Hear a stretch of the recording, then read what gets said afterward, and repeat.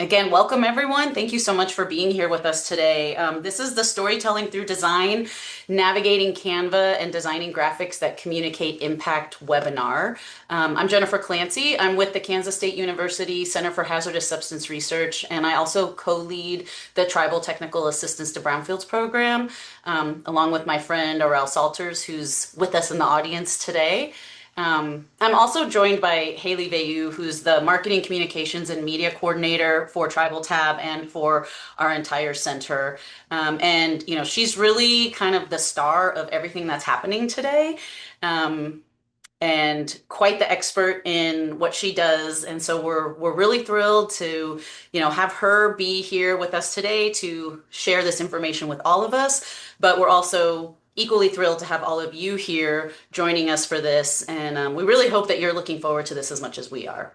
And in case you missed it, if you don't mind, just give a quick little introduction in the chat, just so that we can all kind of get to know each other. Tribal Tab, we're all about creating community, and so this just helps us do that. So before we get going into, the main attraction, we do have some, quick little technical notes that we need to get through. So if you have any technical difficulties today with your connection, please call 785-532-0783 or email chsr@ksu.edu, and someone should be able to help you out with that.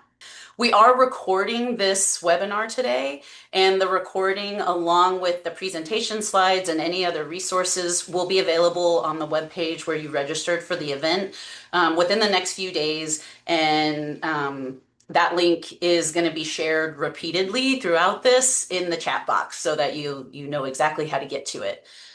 Next slide. All right, so a few quick reminders about Zoom, just to make sure that this is a very pleasant experience for all of us that are here today. So everyone should be muted, but please just double check and make sure that your microphone is muted throughout the event. If you are using your phone for audio, please make sure that your computer audio is muted in addition to your phone audio. This just helps reduce the chance of any static or feedback that will come through to all the rest of us. And also, please make sure that your video remains off during the presentation. And to make sure that we're able to verify your attendance, please change your participant name to match the name you use for registration. And you can do this by clicking on the participants icon in the Zoom toolbar.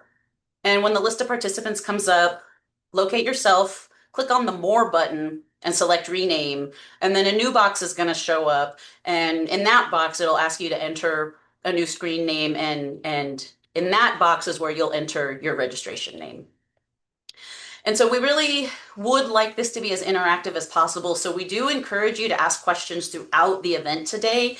So please do that using the chat feature, which is also located in the toolbar. We will open things up for questions periodically throughout. And then at the very end, there will be a main time for questions and discussions. And we will unmute everyone at that point so that we can just kind of have a conversation if that is what you all feel like doing. And so let's see here. I already asked you to introduce yourself in the chat. Just looking at my notes, make sure I'm covering everything. So for those of you that may be new to us, the Tribal Technical Assistance to Brownfields program is one of the technical assistance to brownfields providers made possible through EPA funding. And Tribal Tab provides brownfields technical assistance to all federally recognized tribes, Alaska Native villages, and intertribal consortia. And here's just a quick overview of kind of who we are and what we do. Our mission is to support Indigenous communities in protecting and restoring sacred lands through the reuse, restoration, and redevelopment of brownfield sites. And Tribal Tab is a collaborative partnership between Kansas State University, the Institute for Tribal Environmental Professionals, or ITEP, and the Alaska Native Tribal Health Consortium, or ANTHC. And you can see on the right side of the screen a very general list of some of the ways that we may be able to assist you, your Brownfields program, or your community. But we always encourage people to reach out to us by emailing us at tribal-tab@ksu.edu. And let's just have a discussion about kind of where you are, what you're working on, what you're trying to figure out, and then together we can create a path forward that will address your specific community needs, goals, cultures, and traditions. And with that, I'm going to hand things over to Haley and we'll get started. Awesome. Thanks so much, Jen. Thank you everyone for being here. My name is Haley Vayu. I am the Marketing, Media, and Communications Coordinator for Kansas State University's TAB program, as well as Tribal TAB. So today we are going to be going through a little bit about design, and then also doing a beginner's tutorial of Canva. So the agenda, I'm gonna begin with some design principles, and we'll talk about that for like 7 to 10 minutes. And then I will take a brief pause to take any questions that you guys have. So this would be about anything that I have previously covered. And then if you have any questions before we get into the tutorial, anything specific that you want covered in Canva, I can do that as well. So that would be a good time to ask. You can ask it then, or you can ask in the chat throughout the presentation.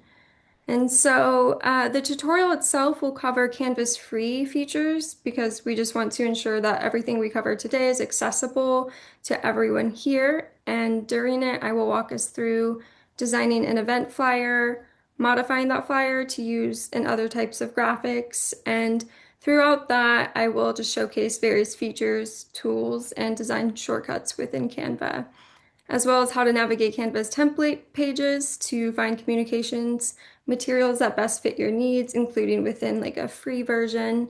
And then we'll finish off by making some quick photo edits within the photo editing app, and then just a couple of other features here and there. And then we'll have a questions section and wrap up. And then after that, anyone who wants to stick around for a workshop can do so.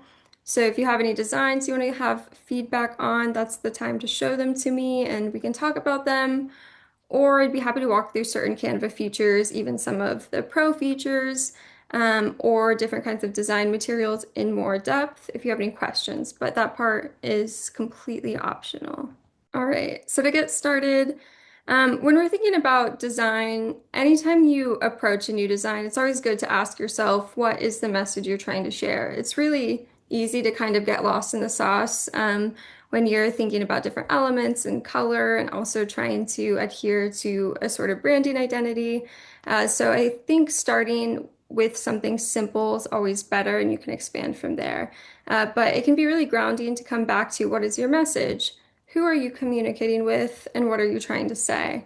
So your message should always be clear and concise. Graphics should act as stepping stones. It's not the last thing that you want people to engage with. It should always have a clear call to action. So learn more and register, or build skills to strengthen a Brownfields program by registering for this event. And specifics in those instances can be really helpful. So always think about your message, who it's for, and if you think it's communicating with them effectively. And it can be helpful to get, a second opinion when you've been looking at a design for a long time. So the first principle I want to talk about is hierarchy. Hierarchy provides a clear order of importance. It essentially guides a viewer's eyes so that they know which elements to look at first, second, and so on. So it's really that first and second focal point that you want to emphasize. That is the most important information. So that should always be the biggest, which might be common sense, but sometimes it's really easy for different elements to have very similar sizes and shapes, and it can be kind of hard for viewers to understand what is the most important message that's being communicated. So hierarchy can be created through size and proportion of elements, contrast, colors, and shapes. And as you see in this example here on the left, we have, that text graphic being emphasized in multiple ways. It's the biggest text, it's the brightest text, it's the only text with color, it has gradient. So that clearly is the key element of this design. But then if you think about secondary hierarchy points, that would be things like sketch, engineering, perspective, designer. These are the words that this designer felt were also helping accentuate this idea as a whole. And then, the other text tends to be more of background. It almost becomes negative space. A couple of other examples of hierarchy. These are more of creative designs, but it just kind of goes to show, at least in this example, a focal point doesn't always have to be in the center. It doesn't need to be at the top. We think about that because of the way we read, but Korea Day is all the way at the bottom, and that's going to be, for the most part, what people look at first. And then their eye is likely to move on over to ethereal, which then will guide viewers to either look down at this next section or before to understand what ethereal is. And then lastly, the eye's going to move here as far as like a vision path goes. And then people might, if they are curious, they might learn more. And then they would look at this additional text here. And again, we have very clear hierarchy taking place. And even within this text that is the same font, same size, we have the black and then we have the blue. So even within that, there's sort of two different vision points that people can look at. Contrast is huge. It's something that we might not think about consciously. We usually only notice contrast when it is not there because a design can look really flat. It can look sometimes cluttered. We don't know why it's not interesting. There's just something about it, whether it's a photograph, a design, a flyer.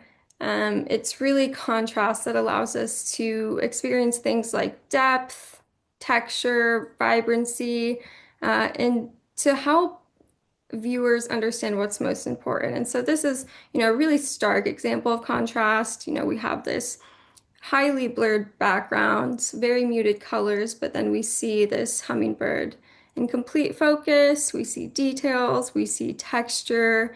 It's also a bit of light versus dark, and there's contrast within the hummingbird in itself. So contrast can be created through color combinations, shapes and sizes, typefaces. So in pairing two different fonts, it's really good to use a bolder or more distinct typeface for the title, sometimes even the subtitle. So you see that often with movie posters, sometimes even websites. The more creative font is going to be the biggest one, the one that captures people's attention. But we also want, the meat. If there's information that truly is important to share, that should be in an easy to read font, whether it's serif or sans serif, so whether it has a feet at the bottom of each character or doesn't. You want to make sure that it's one that's more legible, both in terms of for your average reader, but then also for screen readers to make sure that that text is accessible. So a couple of examples of contrast. I won't go into them in too much detail, but we can see here we have this image. There's a lot of information between various subjects, including this primary subject. We also have this like very deep black. It's heavily saturated. And then there's a lot of detail within this subject as well. And her facial expression also is kind of a lot to look at. It's interesting. And so then to have this like rectangle with just very simplistic text kind of adds a bit of balance and somewhere for the eye to wander after they've looked at the photo. And then there are aspects of contrast here too. We see it with the wood beams and the rafters and how there's this sort of pattern between the dark and the light, and that helps guide your eye toward this end point. And you'll notice once your eye kind of walks that way, that you can see this person here pointing in that direction as well.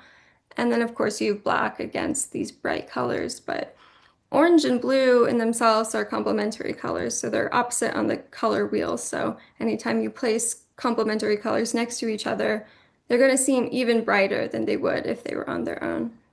So these next two I've put together because together they kind of create another principle that is harmony, or sometimes called cohesion. And that would be alignment repetition. So alignment is essentially when things that belong together should look like they belong together. So that's grouping text together, aligning text and images to a common edge, especially if they're in one group. We want to make sure they're justified and to the same side. It's using consistent spacing between sections, and then just avoid placing elements arbitrarily around the page. This can be done intentionally, but you just kind of have to be careful so it doesn't get to be a bit too busy.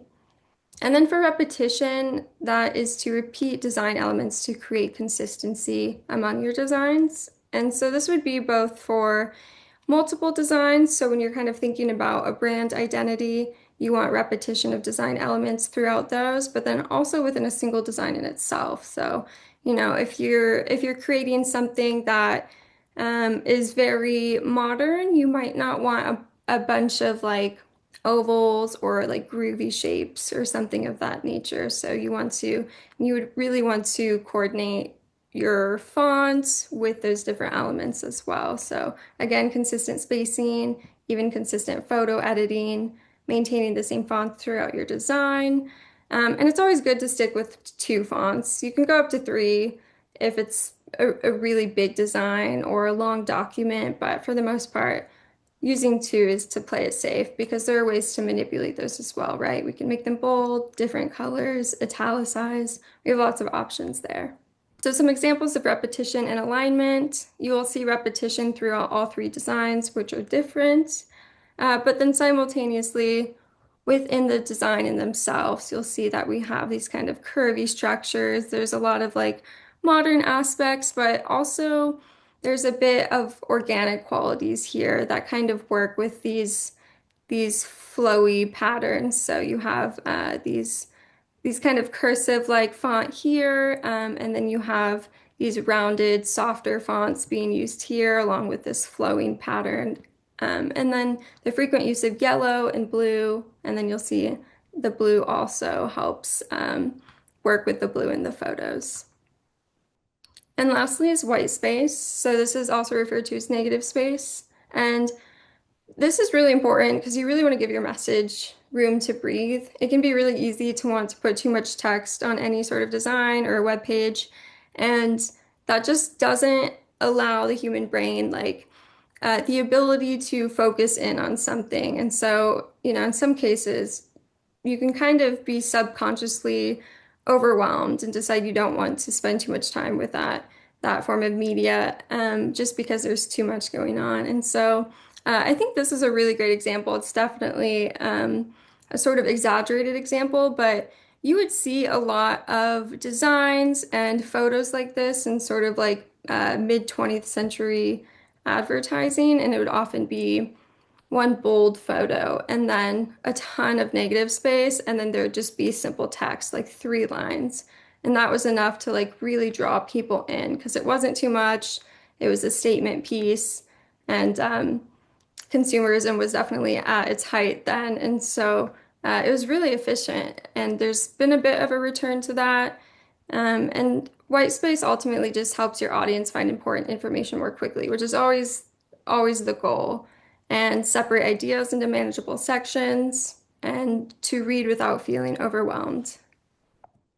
And some examples of white space from our website. So you'll see here that this photo acts as negative space because we have all these blurred aspects. We do have this focal point here, but there's not too much going on.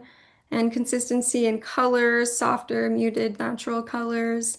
And that just kind of allows viewers to enter the website and breathe. We really wanted to harness a sort of calming atmosphere. And it also draws attention to, of course, our logo and what we stand for. Even in the navigation pane, you'll see there's a lot of negative space. Our mission statement is, it's that subtitle and it is that body text and nothing more. And then additionally, you'll see a social media post here, protecting my quiet time. And it is over a image that has a ton of negative space. So it really just emphasizes what is being communicated here. And it helps that, the subject matter in this photo is also turned away.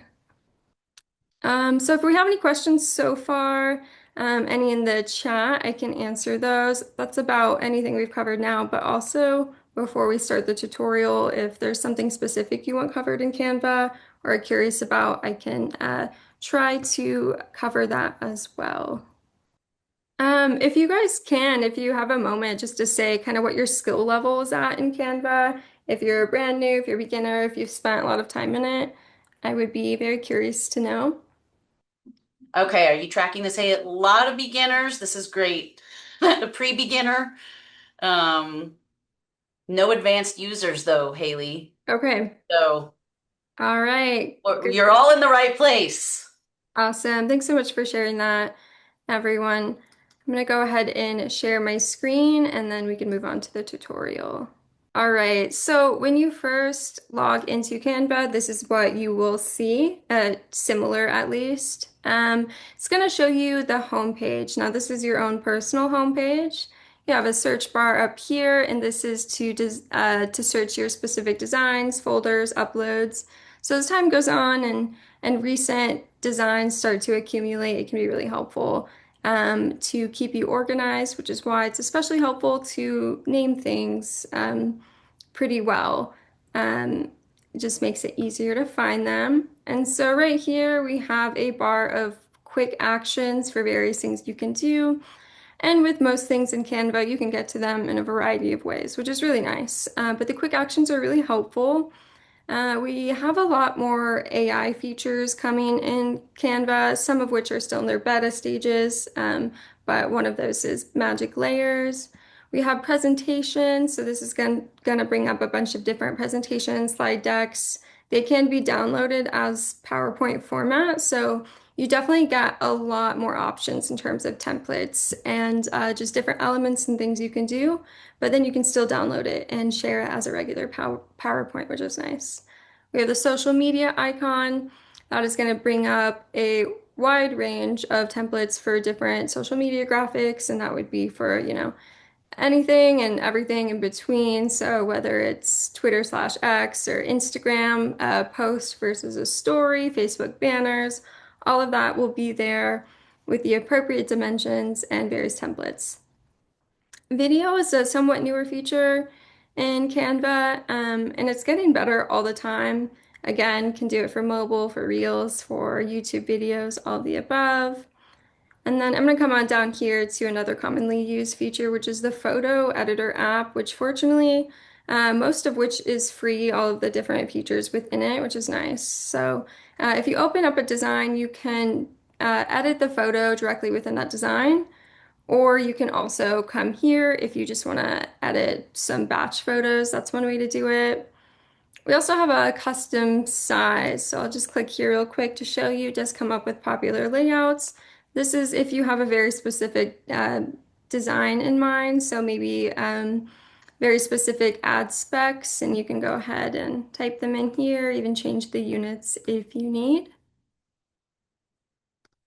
And then lastly, we have this upload button. So again, you can upload any images, documents into specific designs, but if you want to remain organized, you can start here, upload folders, create folders, and then have them, and they will be accessible anytime you start a new design.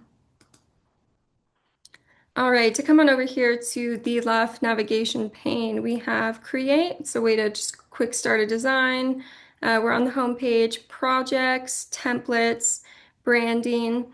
Now, as you will see, Brand has this crown icon, and Brand is pretty wonderful if you want to keep your logos in one place, different colors, can be really useful. However, definitely not necessary to gain like a lot of like benefit from using Canva, some of the various AI features here.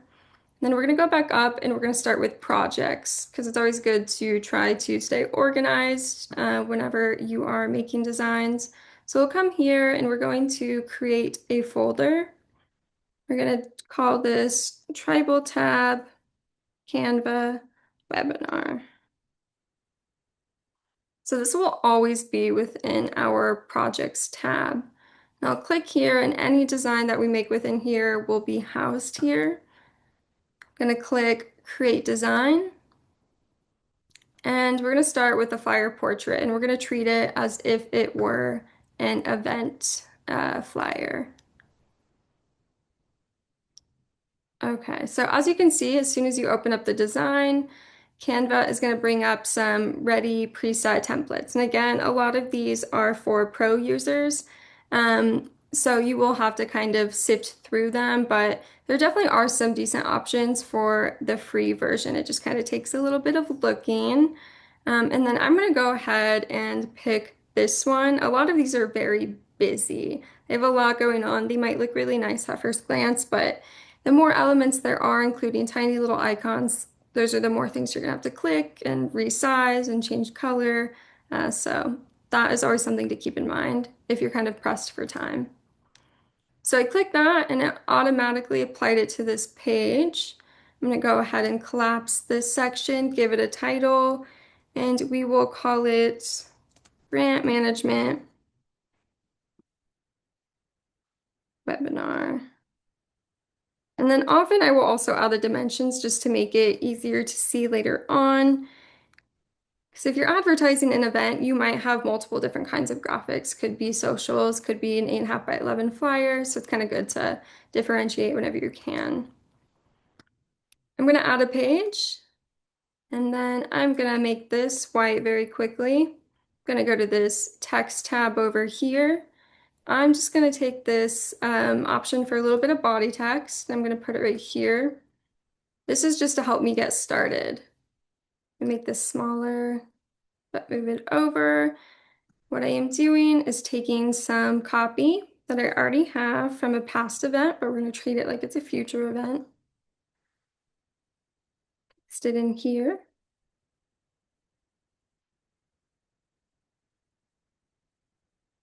And some of you might be very familiar with different shortcuts, but I use them a lot, some of the basic ones. So I would just, highlight this, Command C or Control C if you use Windows.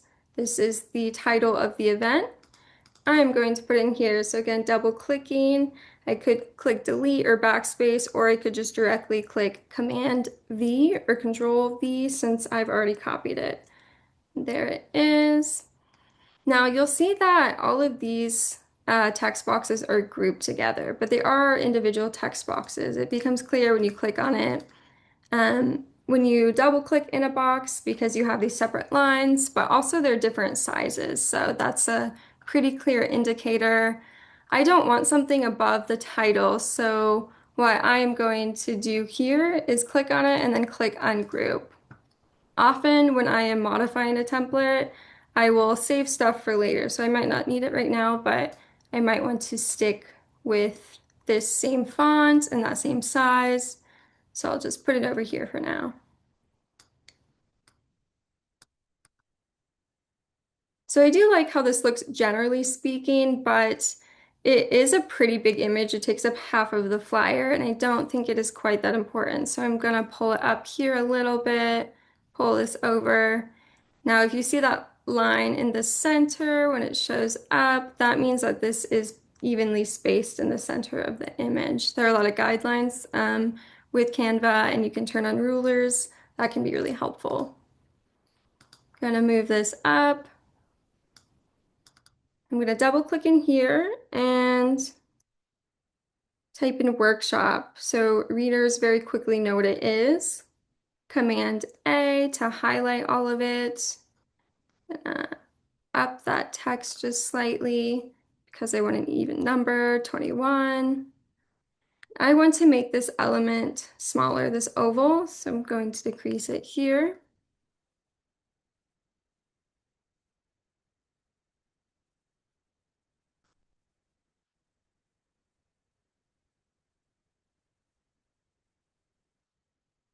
Now I want to add a little bit of information.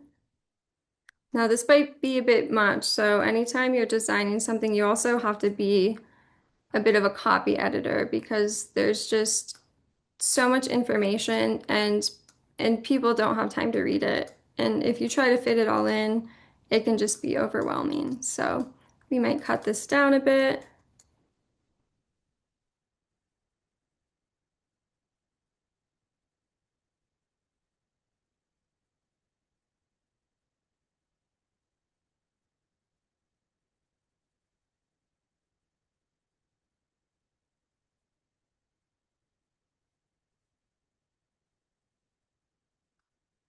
I'm going to go ahead and delete this part. So we kind of have a full idea after this, which is the series will help ensure you're on a path to compliance and ensuring a sustainable brownfields program.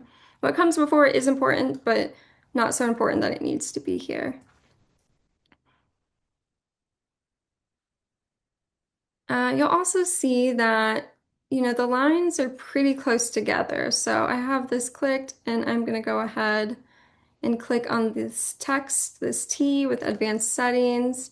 As you can see, the line spacing is kind of in the negative realm as far as this bar goes. I'm going to turn it up a little bit. Some other things you can do with this bar when manipulating text is you can click here for uppercase. This is going to be your alignment. And then, of course, also letter spacing.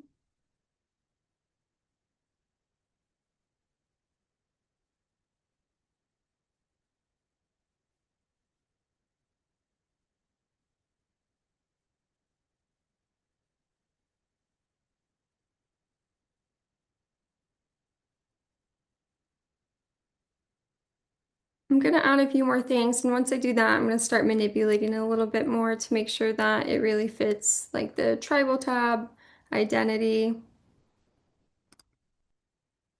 So build the skills needed to strengthen your Brownfields program by registering today at tribaltab.org. It's a longer one, but this would be the call to action. I may cut it down. It kind of just depends on what we have space for. So again, I think I'm going to decrease this image slightly. And it also can be useful to know that this is an 8.5 by 11. So even though I'm zoomed kind of out, this text is going to be really large.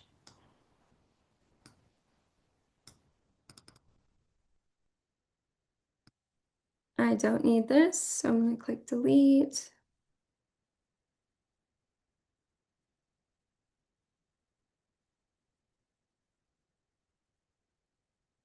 Now this is left justified, and I think I'm going to keep it that way because I'm going to add a QR code. And if you haven't done this in Canva before, you can create QR codes directly within Canva, which is really helpful. So I'm just going to go over to the Elements tab, and we have a ton of different options here. So we'll use it to find an image later.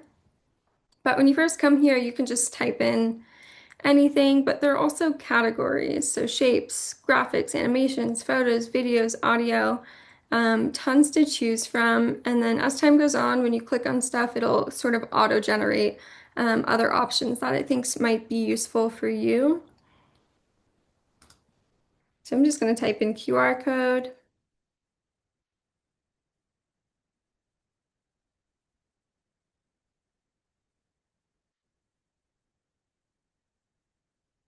So we've generated that, except I don't like how it looks. I don't like the white and black. It looks like it belongs on a bag of bread. So I'm going to go ahead and change the background color. For now, I'm going to change it to something that'll be similar to the color that I use on this flyer. Because it's blue, then I want the background to be white. Generate code.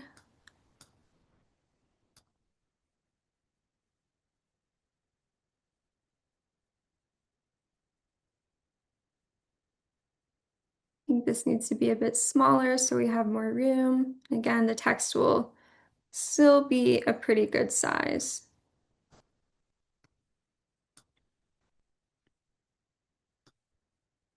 Now to find an image that would be useful, so I'm going to go ahead and type in rant.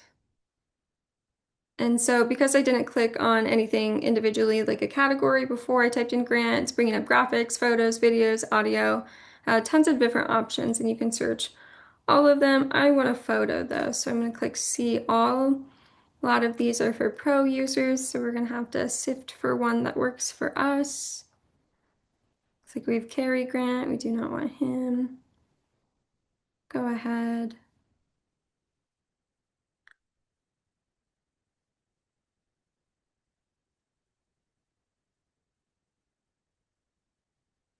I'm not a fan of any of these, so I'm going to go ahead and use this one since it is available. Because I clicked on it, it's just going to put it in the center of the document, but I'm going to put it here for now. All right, now I want to add a logo. So I want to add the tribal tab logo. I'm going to come over here. If I had the branding feature, I would already have it preset here, but I can very easily click on uploads, upload files, and I'll just come on over here.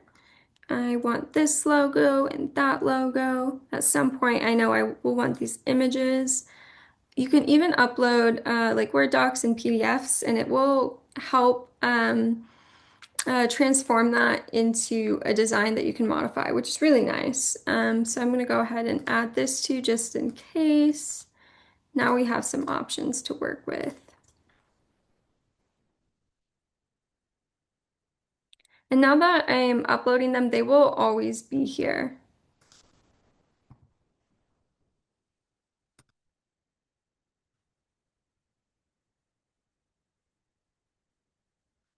Now that this logo is here and any other image I have, what I can do is click on the background for this document. As you can see, the color is blue and it will start pulling colors from it, which is really nice. Sometimes it won't pull all of them. So one thing you can do that's really helpful is to then just use this color picker, and then you can take a color that you like from here. I want to use it for this element, so I'll do that. And then I'm going to go ahead and just choose a blue color for this background. We want to make sure there's enough contrast so it's easy to read.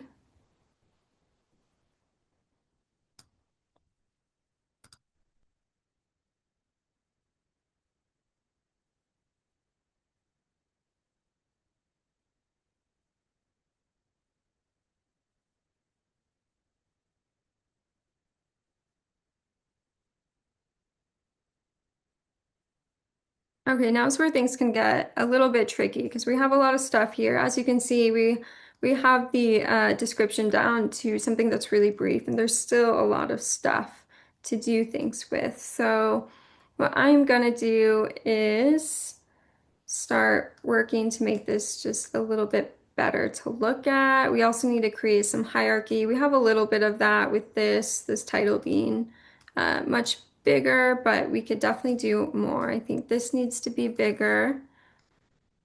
And then we could also maybe change the color of this since this is the call to action, but we also have a QR code. So these are key elements that we want to make sure to prioritize.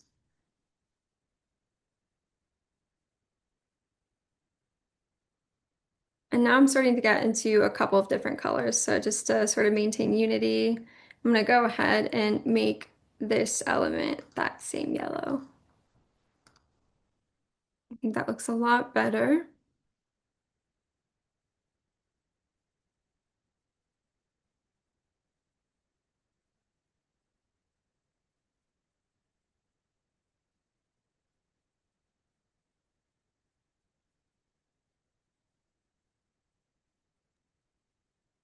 Haley, Yes, while you're designing, can I ask you a question? you sure can. Is there a way to do spell check?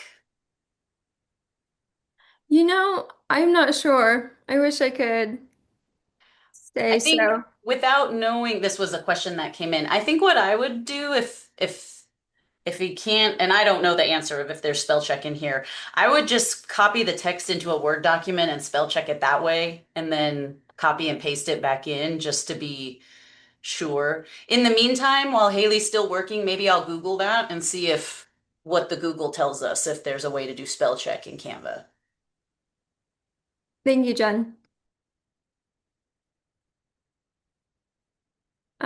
All right, so I want to put this logo here at the top, but because this is an image grid, it is recognizing this also as an image and it immediately wants to just fill that, and that's not what I want. I want to put it right here. So what I'm going to do is, and this is super useful, especially for text, especially if you have overlapping elements, sometimes it's hard to get to things you need, or you accidentally delete something you don't want to delete.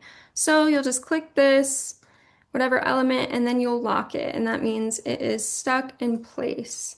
And then for some things, you have to lock them twice. So for text in particular, you would lock this. This means you can't move it, but you still sometimes can modify certain aspects. So then you would lock it again. Just depends on the kind of feature that it is. So now that I have locked that background image, I can go ahead and put that there. And I'm just going to go ahead and replace this image with something else because it's just not working. It might not be the most relevant to what we're doing today, but just for the sake of time, I'm going to put something else here. So I'll have to unlock this.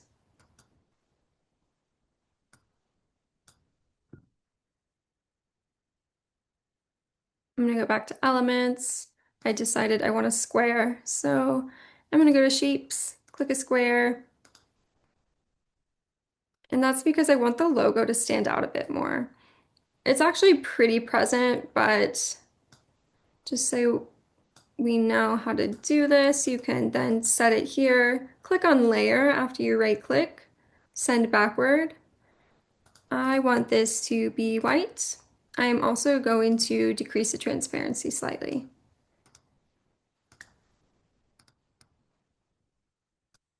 I want to make sure it's centered.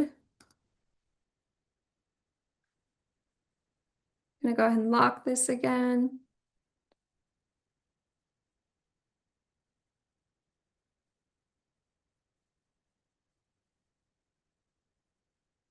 All right, and while I do like that, these are kind of sharp edges, and I think that doesn't really mesh with the tribal tab, sort of like smoother, like more natural aesthetics. So what I'm going to do is click on corners over here. I can do some corner rounding. I'm going to do just a little bit, and that just makes those edges a little bit softer.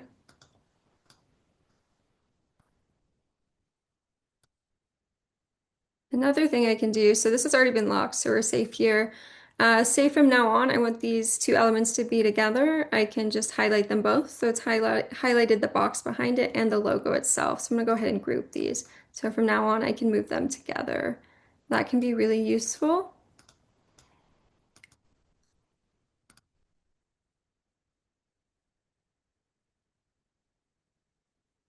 All right, there are probably a few other things I would do to this just to make it look a little bit better. But again, for the sake of time, we're gonna just call this a day so I can show how we can download them and then quickly change this into a different kind of graphic with a different format. But again, if we're thinking about grouping similar items together, we can do that here.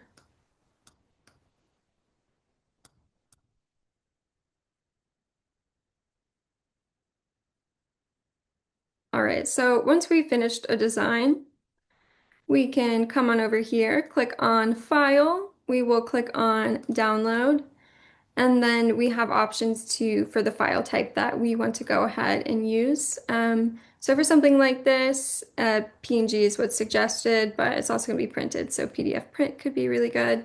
And then as you see, there are two pages. So I only want to do the first page, so I'm going to come down here, click Select Page, Current Page. What's nice about adding page titles to individual pages is that, say this is a running design document for event flyers. So you keep all of your different kinds of event flyers here, and you kind of change out text for templates. And so you only need to, download one or two pages at a time. If you do that, and name it that way, when you do finally go to download it, it will save it to your computer as whatever title you get it, as opposed to all these different design documents having the same title. And so you go ahead and download it, and then it would be at your computer. That there. All right, so a really great feature that we technically cannot access today is to resize a document. So this is just for pro users, but it is pretty nice. You can go ahead and resize this and choose any sort of dimension you want. You would have to do some manipulation after that, but it's still really helpful. But there are ways to work around that. So what I would do in this instance is I'm going to go back here. So now we are in our Canva webinar folder, and we see that our flyer is here. And we can go ahead and click Add New. We could also click create if we wanted. And then we're going to go ahead and create a new design. And now I want to do a social media post. So we can either do Facebook or Instagram, and we could search for it, but since it's right here, I'm going to go ahead and do an Instagram post. Now these are going to be slightly different dimensions. So another thing that we can do is after we collapse these propagated templates, we can then go back here, copy it all. I'm going to click Command C, or I could right click and click copy. I'm going to come here, paste it.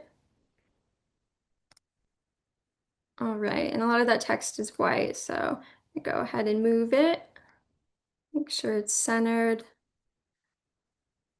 Unfortunately, we still have that color here because we've used it in other places, um, or a similar color.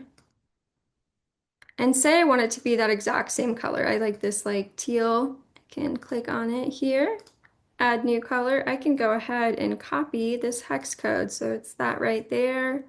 I'll come here and then Command or Control V. And there we are.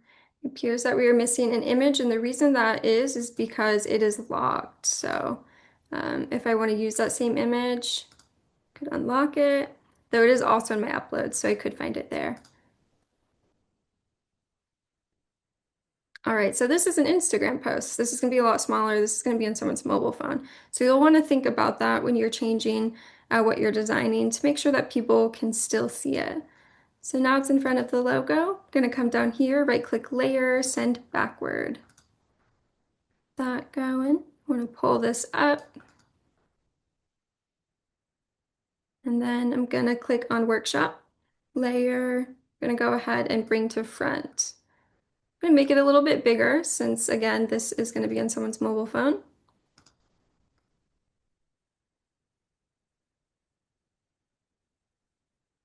We don't need a QR code. Will not be helpful.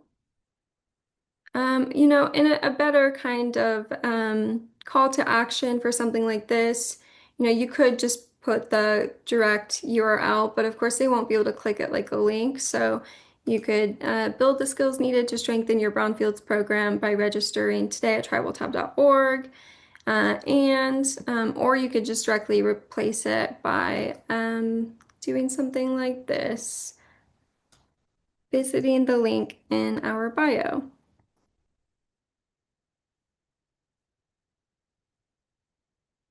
I want to make sure that it's big enough to read.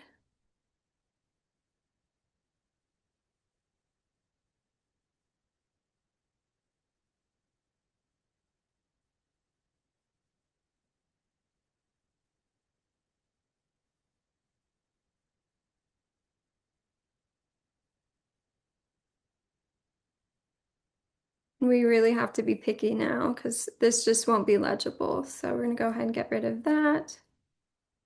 Another thing that can be helpful to think about is where line breaks are taking place. Oftentimes we don't have a choice of where those are taking place, but for instance, if a line ends on an M dash, which is this right here, and then or, it is a little funky and it's a little bit awkward to read. So if you can, kind of work around that if you can, that would be a better place to create a line break.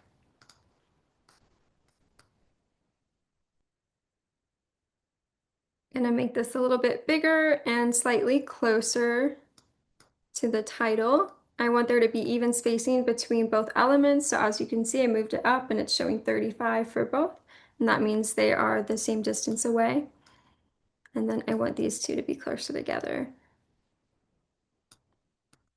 Gonna go ahead and highlight them both. I want them to be grouped together just to be safe. All right, and now we have our Instagram post. So I will title it like that. If I come back here, it should already be saved. Awesome. And so next what we're going to do is just check out the templates page. So there are thousands of templates here, and some of them are great and some of them are not so great. So you definitely have to learn how to peruse them and find one that's beneficial. And a lot of them are for pro users, but there definitely are a lot of free ones that are great starting points. So as you can see, you can go through different categories. Presentation would be for slide decks of various kinds. I'm going to go ahead and click on this. So one technique that I found to be really useful is if I'm looking through a bunch of templates and I'm just not seeing any that I like, or I see like one or two that are like kind of getting into the area of like design that I want, I will click on it because it doesn't automatically bring you to that template. It's just a preview. So then it will automatically populate what Canva perceives to be similar designs and slide decks. So you could do things that way. You could also just create a blank presentation. And so this is if you don't know what you're doing or you just want to go ahead and put some text down and then work on the design later. And then what you could do is click on any given option, and maybe you only want a specific page, so you can click on one and or you can apply all 10 pages.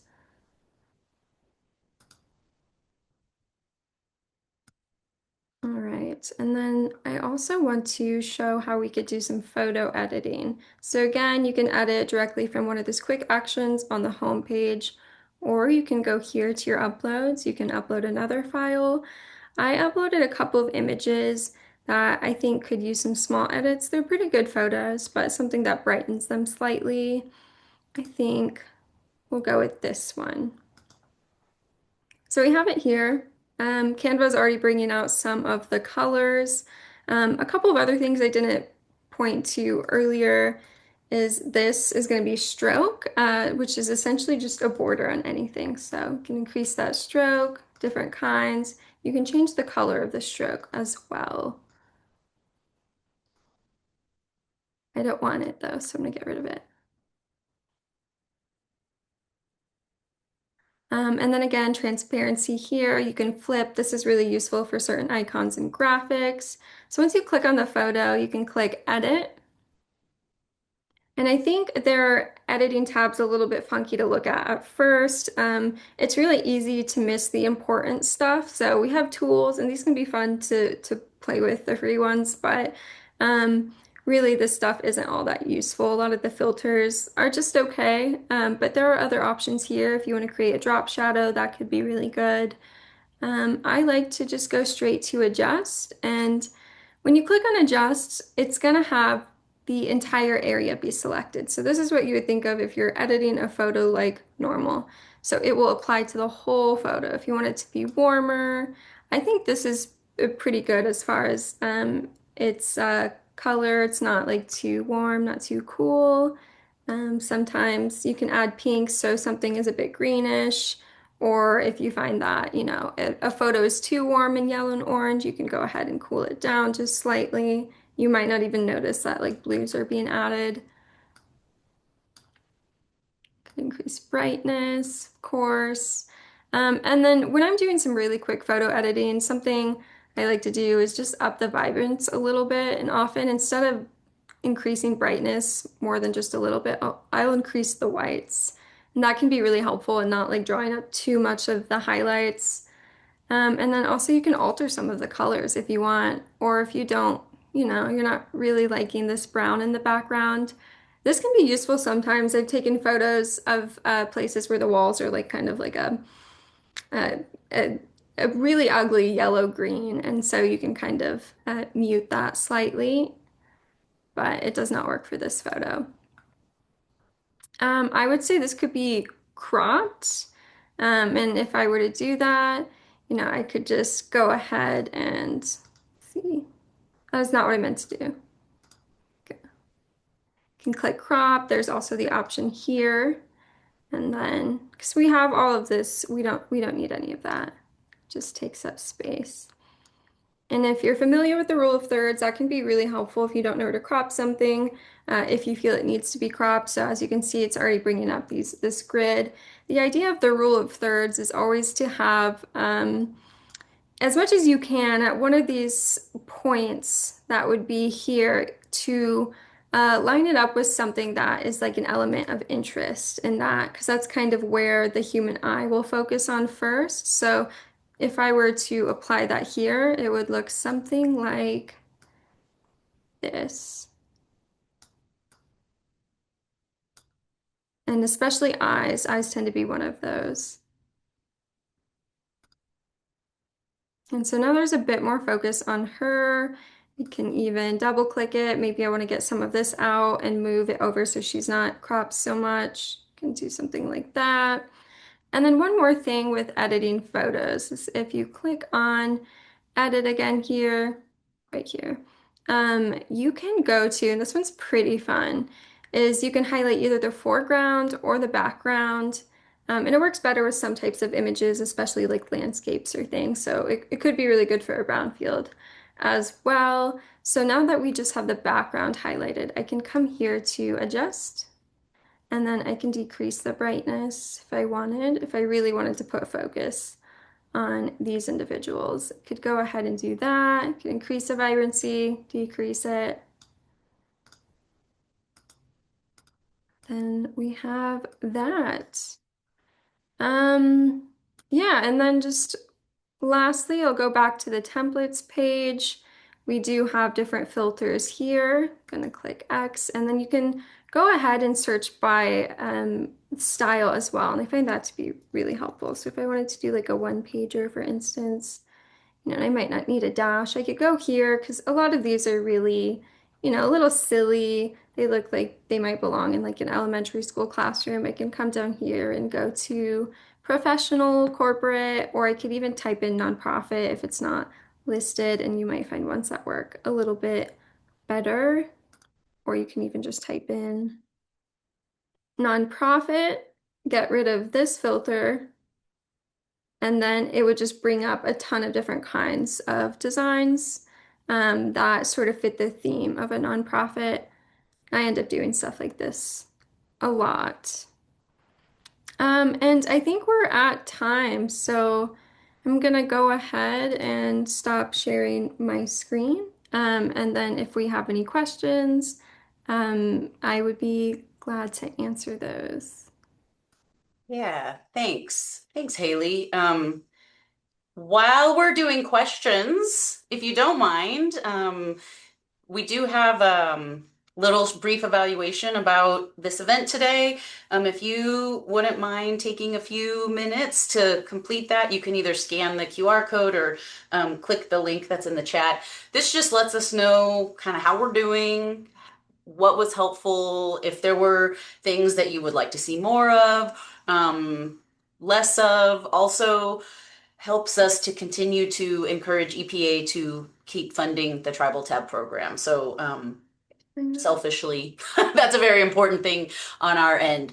I haven't seen any questions come in, Haley, other than the spell check question. But we can let people unmute themselves and talk if you'd like. I would also like to make a little comment related to the free version versus the paid version of Canva. We are always trying to promote, the tools that don't necessarily have a cost to them. So, everything that Haley showed us today was using the free version of Canva, but you could see there you do have a lot more options. Not a lot more. I mean, there's a lot more options. Do you need them or not is kind of for you to decide, but there are more options with the paid version. As programs go, software goes, it's not terribly expensive. It's about $145 a year, which is, and I think I looked $18 or $19 a month. So if you are constantly you feel like you would use this all the time in your program, it's probably worth having a conversation with your project officer and seeing if this would count as an allowable expense for your if you have an EPA grant, either a tribal response program or one of the competitive grants. It might just be worth it to have that conversation just in case. They might say no, but they might say yes. And then, especially if it's something you see that you're going to use all the time, and you can do a trial for like 30 days to see how those paid features work for you. So that's just something to consider.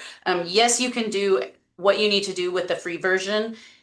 If you are, really into this and want to go much deeper, it might be a good investment for you to consider the paid version.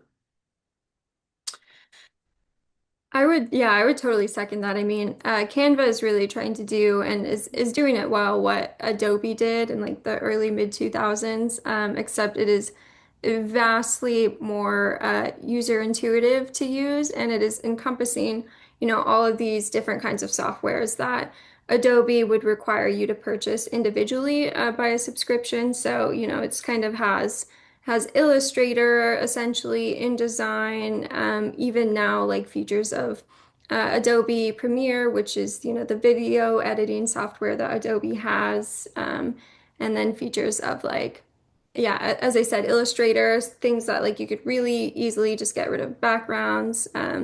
And it is so much cheaper and so much easier for the average person to use, and it's all in one place, which is also really nice. So for some reason you don't have access to certain documents and you're away on vacation, but you really need something, it is saved online, which is also great. And it just really levels the playing field as far as like creating designs and various forms of communications materials. I would highly recommend if it's something that you think you would use. And then we did get a comment in the chat that there are free versions for nonprofits and students that have many of the pro features. So I was not aware of that, and maybe that's something we should look into, Haley. Um, They're a but little picky. They're a little picky. okay, okay. Um, so as long as people want to stay here, we can stay here with you. Our contact information is on here on the screen. So you can always reach out to us with questions, comments, additional support. Um, and as Haley mentioned at the beginning, we're going to stick around for a while. And, if you have designs that you're working on and you would like some help with them, this is the time that you have direct access to us. Although this is not your only time, you can contact us and we can work with you one-on-one, not in front of everyone. And, we're definitely happy to do that. Um, I will remind again, Hannah's been putting this in the chat. All of the slides from this are available on the event website where you registered. The video tutorial is going to be available within a few days. And there's also what is it called? A design resource sheet that Haley put together. That kind of walks you through, it's just kind of like a fact sheet that walks you through what she talked about at the very beginning, the different design elements and things like that. So if you just want to, have quick access to that when you're building your designs, that's available on the website for you also. So I will stop Yeah. talking for a moment so people can ask questions, Thanks. or you can jump off and leave if you've had enough. But we thank you so much for being with us today and hope this was useful. I learned a whole lot. I learned a whole lot. So thank you, Haley. Good.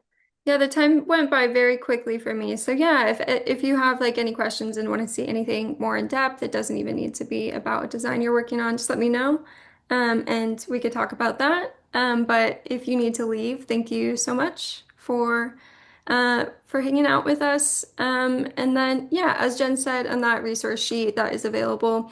There are also some resources for free photos from different websites that offer things like that, free graphics and stuff as well. Haley, I had never tried to do photo editing in Canva before, so that was cool to see that. I didn't know that was a thing. And then you mentioned you can do audio or video editing too, Yeah, yeah. even with the free version. Oh, good question. I think you can, but I think there are a lot of features that you have to upgrade for like Okay.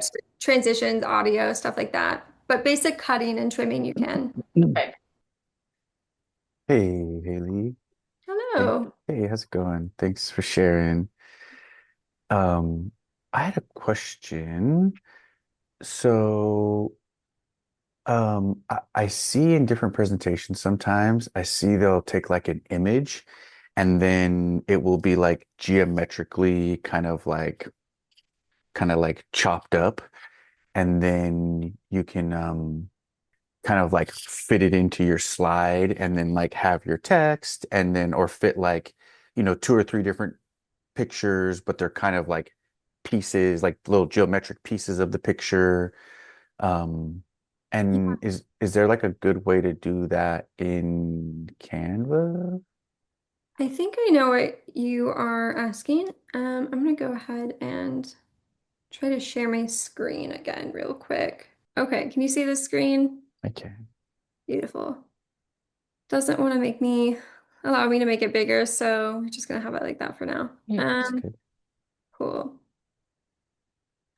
I'm gonna go ahead and just add an image, something like, how about this? Okay. You said it was chopped up. Yeah, I've seen it where Thinking it might be either a certain kind of frame or so something, I think it is something like this, or it could be different kinds of grids. Let's see. like is there a way that you could just like make a polygon over the image and then just like snip it or Yeah. something? Yeah, so they will have frames like that. So let's see. But you call it a frame, Yeah, right? I think that's how they would classify it. Okay. So look at see all shapes. So under basic shapes. So something like this maybe. And Okay. it's not. And then what you would do is take that image and place it. So if I wanted to do it with a different image, look like this. It is kind of cool when you like spell out certain um, words. Yeah. I'll go back. So that's again, that's going to be in elements. Oh, and that's kind of cool. I never thought you could like spell it out and have like the image be the background, right? Uh-huh. Okay. And so it looks like you're just like dropping it right on the top of that, and it's I just am. okay. Yeah, so this is like even easier, it looks seems like than like a PowerPoint. But then, Haley, I'm imagining that you can hover over the image and move it around so that, I mean, not the shape, but like, yeah, so you can change what part of the Mm, image it's, yeah. okay, cool. I So think that image is from the First American Museum, I'm pretty sure, right? I don't know. I got it from the Restoring Nesca Amon Oh, that's where okay. documentary, Yeah, yeah. but it could be from there. It's a great photo. So if you wanted to do like flowers, which is a little silly, or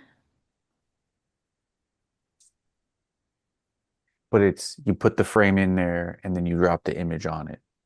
yes. Okay. Yeah, I mean, you could, if you wanted to pull up the image first, you could do that too. But yeah, so if I put that here, could just go back to elements, already in frame, and maybe I wanted it to look like it was in a computer. And then you're just saving the file and then you can just have it and kind of put it into your presentation wherever you want. Yeah, yeah. So if you were doing it that way, um, so right now I clicked on Instagram post. You'd want to click on like a custom size that would better fit what you were trying to do, but um, then you could just click on file. So if I wanted to save this as like an individual graphic, file, download, page 3 specifically. So just click current page and then download. However, it will have that white background. So for the free version. So whatever background you put it on, you're either going to have to like crop it or there's going to be that white background. So it would be good to put on a white background or match the backgrounds. When However, you you go. when you say the white background, you're talking about that little like slice below the picture of the monitor there. Yeah, but in this Okay. instance, it's gonna save all of this. Now, if you do have a paid version, and it's like $15 for personal use, you could click download page 3, and then I would click transparent background, which is pretty amazing. Okay. And then it would just be this, and you wouldn't have any of this. Or you could directly click here, click background remover and there would be no like white space here. Okay.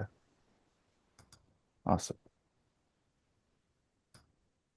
And you said Could when you you sit, could you do a thing? I'm thinking I'm thinking of like workarounds, right? Well, there's not really, probably not really a workaround for that, is there? I was thinking if you wanted, never mind. Never mind. I had an idea in my head, but now that I'm starting to say it, it doesn't make sense.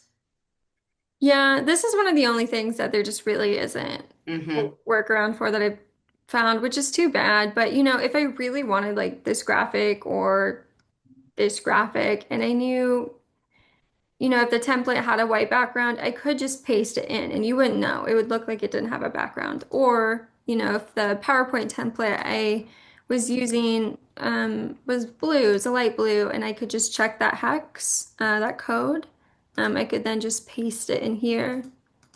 And then, so it would look like, I think I changed the whole background. Um, but then it would match that, if that makes sense. Yeah, that's what I was thinking about in in the monitor picture in that little bottom white space. So like Hmm. if you copied that, put a color to the background of the whole page, please. Yeah. Oh, so it did make the whole it thing. does fill it. Yeah. Okay. Right. I thought it Right. wasn't going to fill it either. And you just I have like a can Yeah. little, I can show you real quick what that would look like. So if I download that,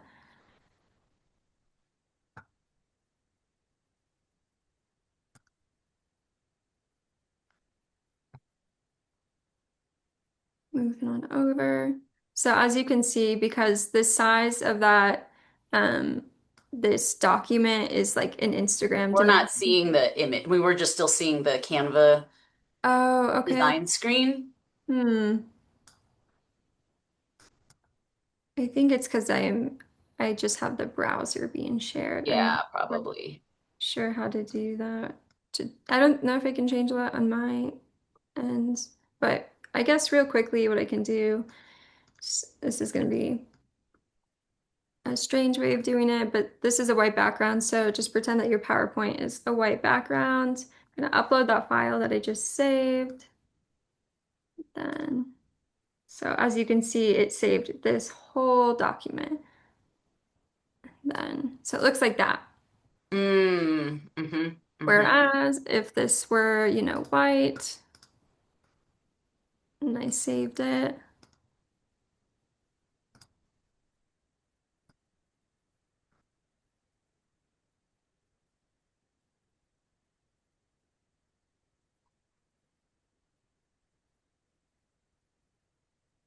then it would kind of, trick the eye. Hmm. But could you also, like, I'm imagining, one way or the other, the back, whether it's, you're trying to get the background of the slide and the background of the image to match, you could, like you just did, crop the image down so you crop out as much of the background space as possible. And then can you then just fill just that white, just the white space around the image with, like the dropper tool to match whatever the background is? Like Question. if you've put that into a slide or something that's, a completely different. I guess this probably isn't what you're asking, huh? Jen, But I think I know what you're asking, and it needs to be edited on the Canvas slide before you put it in the presentation. So if you know the color Okay. of your presentation, then you would want to copy that hex code to the Canva image background and then say download and then drop it into your presentation. So you Okay. might have to be working in your presentation slide deck and also in Canva to make your graphics kind of simultaneously to make that Yeah. work. Yeah.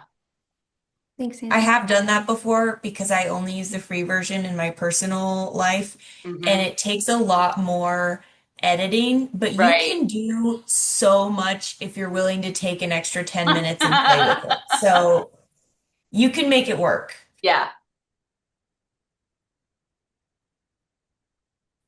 and then Jen, for the presentations that like I'll be doing at TLEF, am I sticking with the template, the tribal tab template Well, for the, we're about to have a new tribal tab template, okay. but yeah, for the ones that are the ones you're doing with other people, that's a different story.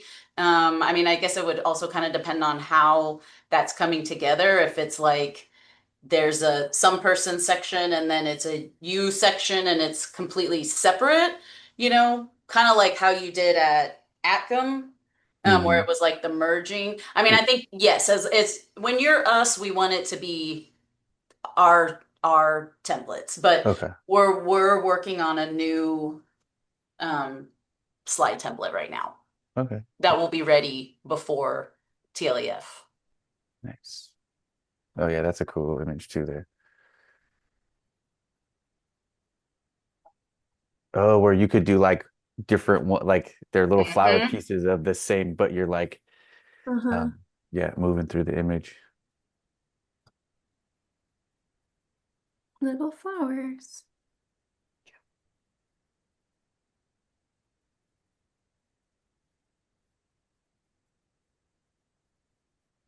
And then there's not like a really good way to do like a gradient color match in the background of an image or something, right? Um, Um, when you say color match for a gradient, so like if you have an image with a gradient color. if like the background of where you're putting this image that you create has a gradient already existing on it, then these are just like preset gradients, right? And they have their color kind of schemes. But you like, can you hex match a gradient scheme too? Yeah, I think it just depends on like which direction you're doing it, but Right, yes, right. you could do different parts of it. Not quite sure why it's not giving me the option. It's just gonna make me do it from here. Okay. Yeah, so then if I wanted to see,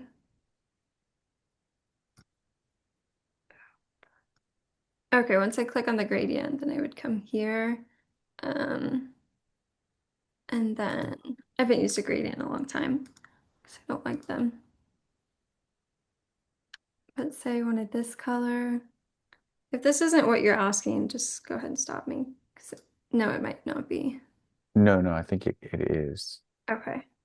So I'll just have this be the secondary color. Then I'm gonna put it here as well, and then just make it darker. Oh, because you're choosing okay. So you're selecting the gradient colors. You're like programming the gradient basically. Yes. Okay, cool. Is that Awesome. Yeah, that's helpful? exactly the question. Okay. Cool, Definitely. cool. Because Yeah. yeah, that's like our tribal tab look like that's like the tribal tab background colors almost, and it has that gradient in it sometimes. Yeah. Um, Well, the mhm. new one won't have a gradient for what it's worth, so it might be a bit easier Nice. Okay. to put images in. And then Jen, Hannah was saying that we don't have a Canva thing that we use, or it's just Haley has one. We don't have one that is for the whole center, but anyone can have a free version.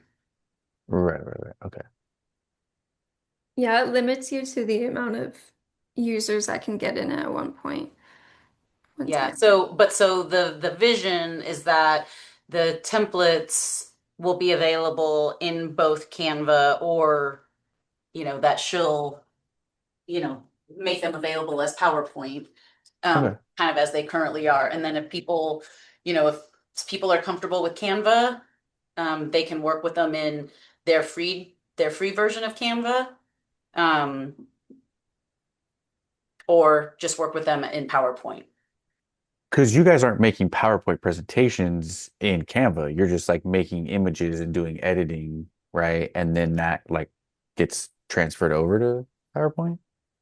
She builds her slides in Canva. I've never actually done that. I don't know how to do that yet. Okay. Um, It's way easier, I I think. can manipulate them once the presentation is built. I can manipulate it, but I haven't built a presentation from scratch in Canva ever. Me neither. No, I've only like But I edited have I images. have worked with what Haley has built in Canva, I've then worked with it in the free version of Canva. There's still some limitations, but we've figured out workarounds for Cool. those things. Okay. Awesome. Thanks for the questions.